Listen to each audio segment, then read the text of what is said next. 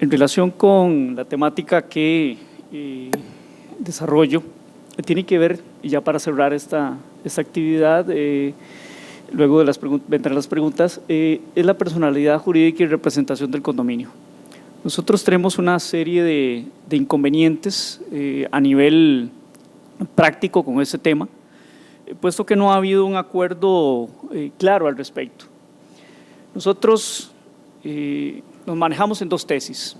Una que nos dice, sí, si hay elementos suficientes a nivel normativo para aceptar que el condominio es persona jurídica, tiene personalidad y es más, se le puede extender precisamente un documento que hace constar eso.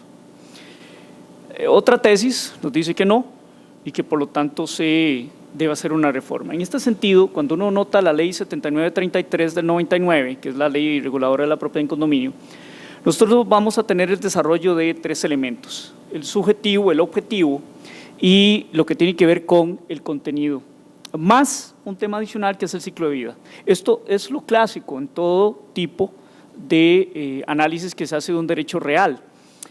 Sin embargo, en la ley, cuando establece el desarrollo de lo que es el elemento subjetivo, únicamente toma lo que es la asamblea, lo que son los condóminos, en este caso los propietarios, y la figura del administrador. Con una reforma que se hizo al artículo 32 bis, hay que adjuntar en el elemento subjetivo lo que es una junta directiva, la cual es mencionada, no es desarrollada. Solo se le menciona en el artículo, ni siquiera es desarrollada en el reglamento del 2005.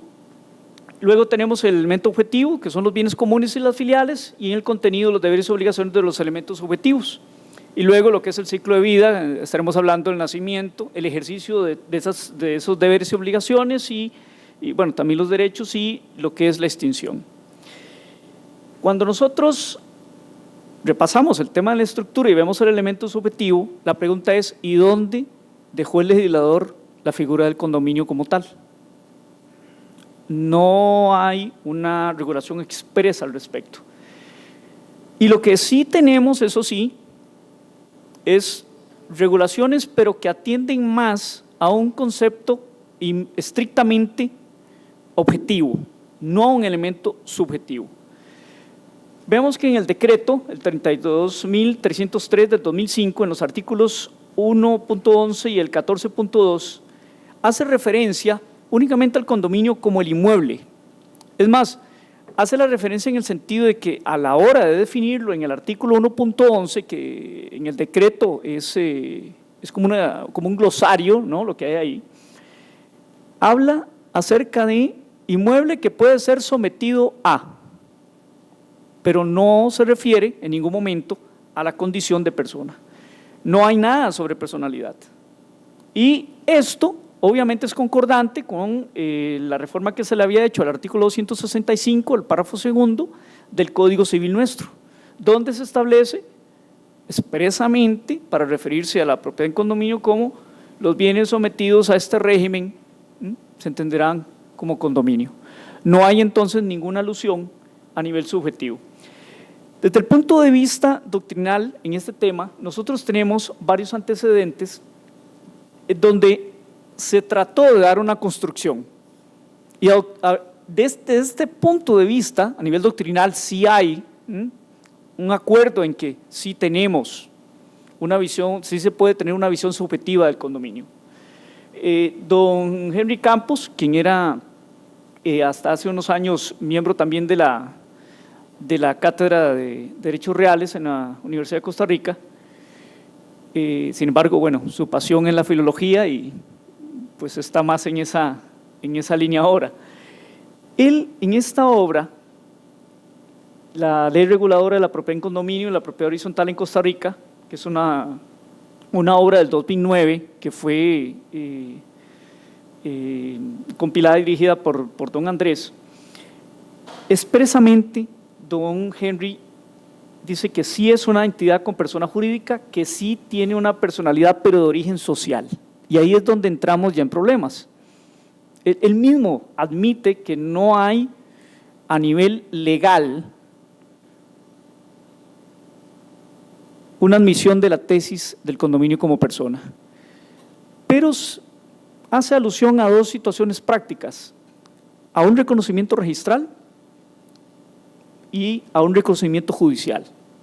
De hecho, en esta obra, él hace referencia a varias resoluciones a nivel de tribunales civiles de San José, donde efectivamente se da el reconocimiento para que actúe como parte al condominio. Y hay un reconocimiento registral, lo manifiesta don Henry, y también luego lo manifiesta don Roberto Iglesias en su obra, en su artículo del 2013, publicado en el libro de Derechos Reales, donde se da el otorgamiento de cédula de persona jurídica. Y esto es un elemento registral. Y precisamente serían dos elementos a nivel práctico que no están en la ley ni en el decreto, pero que sí nos vienen a dar esa posibilidad de admitirlo como, a nivel doctrinal, admitirlo como persona.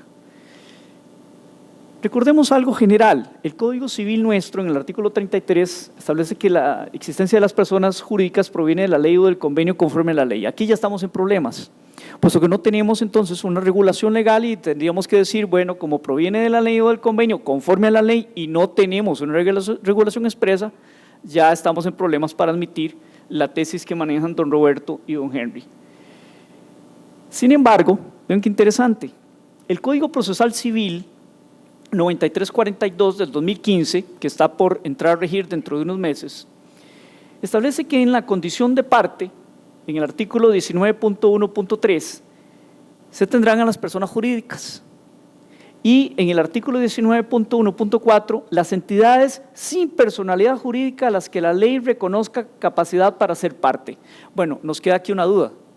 Pareciera que procesalmente podríamos ubicar, si defendemos una tesis, pues podríamos ubicarlo en el punto 3, y si no, al menos reconocer que como ya tenemos a nivel registral y en el mismo sistema judicial tenemos un reconocimiento al condominio, pues sí lo entenderíamos como una entidad sin personalidad jurídica, sí, pero que sí tiene capacidad.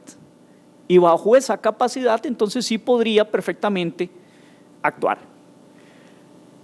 Sin embargo, vean qué interesante, cuando nosotros revisamos de nuevo la ley 7933, el artículo 15, el 20 y el 29 nos dan ciertas luces en el sentido de que pareciera que si hay un reconocimiento a final de cuentas para el condominio como persona. Vean que en el artículo 15, la acción del administrador para solicitar sanción por incumplimiento de las obligaciones que tienen los condóminos, él lo hace a nombre del condominio. Esa actuación la hace no a título personal, no, la hace a nombre del condominio. En el artículo 20, el condominio se convierte en un acreedor hipotecario. Y vean qué interesante, con el nuevo Código Procesal Civil estaríamos hablando de que este condominio como acreedor hipotecario podría actuar perfectamente a nivel procesal como en un monitorio. Luego, en el artículo 29, se establece que el administrador es apoderado general, y vean qué interesante, y esto sí quiero, vean con cuidado esta situación del 29. Dice que el administrador es apoderado general ¿de qué? Del condominio, y luego dice, y de los bienes comunes. Recordemos, en un primer momento pareciera que lo que encontramos nosotros es una asimilación entre el condominio visto como un elemento objetivo, es decir, como los bienes. Claro, estaríamos hablando no solamente de los bienes comunes, sino también de las filiales, en el sentido genérico que lo vemos en los artículos. Sin embargo, ¿por qué hace entonces el legislador una diferenciación en cuanto a el tema de la administración? Es administrador del condominio, pareciera que estamos ante una situación donde sí, el elemento subjetivo salta a la vista, porque el elemento objetivo es lo que sigue, los bienes comunes. Podríamos perfectamente admitir entonces que de acuerdo al artículo 29, bajo interpretación, sí habría entonces una persona jurídica. Y aún más, en el decreto, en el artículo 53 nos dice todo condominio deberá identificarse con un nombre, letra o número. ¿Para qué? si al final de cuentas, pero vean lo que pasa, con esa identificación de nombre, letra o número, es que el registro expide las cédulas. No es solo un tema de identificar que yo vivo, la dirección que voy a dar, vivo en condominio Monterán, o condominio Hacienda Los Reyes, o condominio Las Brisas. No tengo nada que ver con ellos, simplemente son los que acabo de recordar. En el 14.2, igual del decreto, viene también el tema del nombre. Y vean lo interesante, el nombre debe ser diferente de cualquier otro condominio o persona jurídica inscritos en el Registro Nacional. Nosotros, pareciera que ante toda esta situación que les acabo de dar, de que andamos de un lado para otro diciendo sí, no, pareciera, deberíamos de adoptar lo que hizo Argentina, y en buena hora. Los autores Causo Federico y Pettis Christian, en su obra del 2015, cuando analizan las incidencias del Código Civil y Comercial argentino, nos hacen ver cómo esta ley, la 26.994, puesta ya en vigencia mediante el decreto 1795 del 2014, en el artículo 148.h dice expresamente: el condominio es persona jurídica privada. De una vez, no se complican, acaban con el problema, que sí lo tenían en el Código Civil anterior. Y luego en el 2044, el mismo Código Civil argentino dice persona jurídica consorcio, para referirse al condominio, para definirlo. Y no solo eso, sino que donde esté ubicado, el edificio, todo el inmueble como tal, todo el complejo, eso va a ser su domicilio para todos los efectos legales. Acaban con la complicación. Luego, vamos a pasar al otro tema, el de la administración y lo que tiene que ver con la representación. Cuando nosotros vemos en la ley 7933, vamos a tener algo genérico en el 29. La administración del condominio, la ejerce el administrador y tiene facultad de apoderado general. Ya vieron en una anterior charla, en la primera mesa, ustedes notaron que se dividían estas dos situaciones, una de asuntos de mera administración y otros de representación. Luego en el decreto, también en el artículo primero, cuando define el administrador, habla de tareas de administración del condominio, no habla sobre la representación. Sin embargo, hay algo que hay que tomar en cuenta.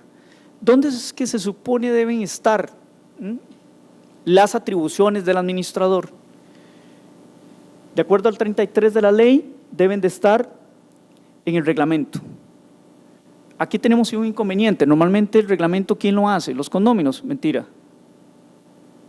Es el desarrollador. Así de simple. Y para modificar el reglamento, ¿qué se necesita? Unanimidad. Entonces olvídenlo. Así se quedó. En eso coincido con don Guillermo. Esto es un grave problema. Pareciera que a lo interno de los condominios las cosas deberían funcionar bajo el sistema tradicional democrático nuestro, mayorías. Que puede ser que haya ciertos problemas porque, bueno, modificar el reglamento es algo muy grave. Bueno, como dice don Guillermo, está bien que no sea mayoría de la mitad más uno. Hagámoslo calificado, está bien, pero demos la posibilidad de hacer modificaciones. Acá no se puede modificar nada. Esto es una locura. Pero volviendo a esto, luego viene el tema en el decreto. De igual manera, ahí se regulan de acuerdo al 30. ¿Qué nos decía al respecto del administrador don Rogelio Sotela allá por el año 1983? Nos decía que el administrador es el representante de la comunidad o consorcio de propietarios. Nos decía que tiene atribuciones de apoderado general y la posibilidad de ampliar sus atribuciones, sí, mediante el reglamento, es cierto. Luego, don Alberto Brenes Córdoba, les doy nada más la edición del 2001, que es la 7ª edición, pero obviamente estamos hablando de que desde principios del siglo pasado ya él hacía referencia, y siempre la referencia era la misma, apoderado general. Luego volvemos con don Henry, que habla que hay una representación por ley, y con don Roberto, que él habla, eso sí, de dos situaciones. Una, que hay un poder general conforme al 1255 del Código Civil, pero que también hay un asunto de poder judicial, que puede ser general o especial, y ahí sí nos tendríamos que ir al Código Civil, al artículo 1288, que es el que regula expresamente lo que es el mandato judicial, y ahí sí tendríamos un problema. Para el mandato judicial, de acuerdo a cómo lo expone don Roberto, se necesita que el administrador sea persona física, porque tiene que ser abogado para poder ejercer ese mandato. Entonces ya tenemos ahí una situación que también nos trae una complicación. El decreto, además, en el artículo 41, nos dice que, y esto es un aspecto específico para efectos de esa posibilidad del poder, para constituir a favor del Estado las servidumbres para servicios públicos, el administrador necesita un poder suficiente descrito en el reglamento. Es decir, no podía ser bajo las atribuciones que hablamos del artículo 1255, no podría con esas atribuciones poder suscribir estos contratos de servidumbre. Pero hay otra situación. Cuando nosotros vemos el 1255, es sumamente amplio, pero amplísimo.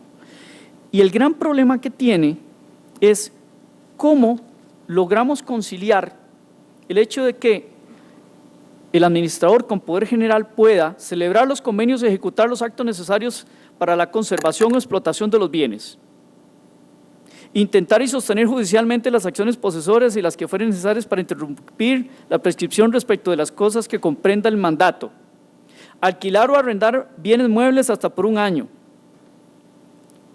vender los frutos así como los demás bienes muebles que por su naturaleza están destinados a ser vendidos o se hayan expuesto a perderse o deteriorarse, y exigir judicial o extrajudicialmente el pago de los créditos y dar los correspondientes recibos. Y finalmente, ejecutar todos los actos jurídicos que según la naturaleza del negocio se encuentren virtualmente comprendidos en él como medios de ejecución o como consecuencias necesarias del mandato. Sí, pero aquí hay una situación. Demos fe a la idea de que el administrador tiene un mandato general, un poder general, o demos fe a la necesidad de que tenga un poder generalísimo. ¿Qué hacemos con aquellos acuerdos que deben ser tomados, ya sea por unanimidad o por mayorías calificadas o simplemente o por mayoría simple, por parte de la Asamblea? ¿Pasamos por encima de la Asamblea?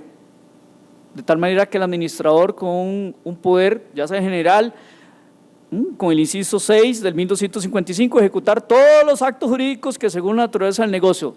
Y claro, la defensa del condominio, eso es lo que le toca a él, ¿no?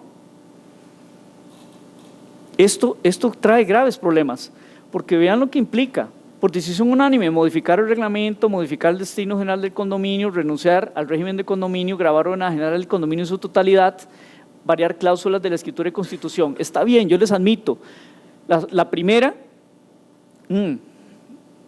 peligroso, ¿no? El administrador modificando el reglamento. No creo que haya renuncia por parte del administrador, ¿no? No le conviene. Se quitaría su trabajo. Pero vean, grabar o enajenar el condominio en su totalidad. ¿Qué hacemos con un poder? ¿Lo puede hacer? Aquí es donde el concepto de poder generalísimo específicamente en el tema de condominio nos puede traer problemas. O definimos de una vez por todas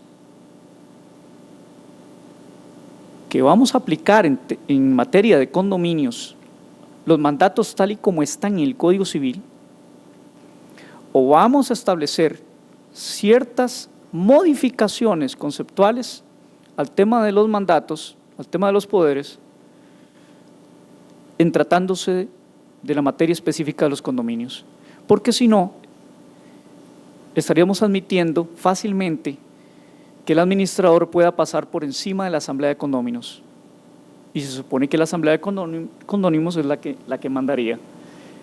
Estos son los otros tipos de votación, los de 2/3 partes.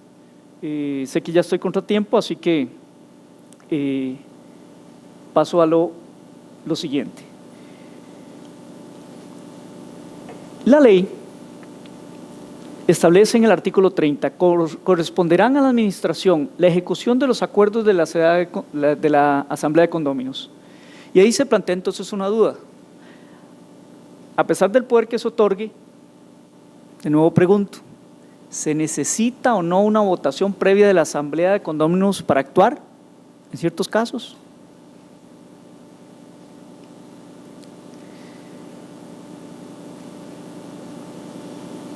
Y otra pregunta, ¿qué hacemos con esta figura? La Junta Directiva, ¿a quién representa? ¿Va a estar en lugar del administrador? ¿O va a funcionar, no sé, al estilo clásico de la República Romana? Tenemos el Senado y tenemos a los cónsules. No nos dice nada la ley. Y lo otro, peor, ¿cuál es la relación jerárquica? Si es que la hay. Es algo así como una Gestapo que manda a la Asamblea de Condóminos para que la Junta Directiva esté controlando al administrador. No hay nada. Finalizo con estas observaciones. Necesidad de una reforma a la ley, a su reglamento. Creo que se necesita una indicación expresa de que el condominio es una persona jurídica, similar al sistema argentino, y una indicación expresa de que el administrador representa al condominio con poder generalísimo sin límite de suma, salvo decisión en contrario y unánime de todos los condóminos. Ya incluso estoy cuestionándome si tiene que ser en forma unánime. Pareciera, por lo que escuché fundamentado en las observaciones de don Guillermo, corrijamos esta idea. Pareciera que mejor por algún sistema de votación donde no hablemos de mayoría. Estas es las ideas que tenía para compartirles y estoy a las órdenes para cualquier inquietud. Gracias.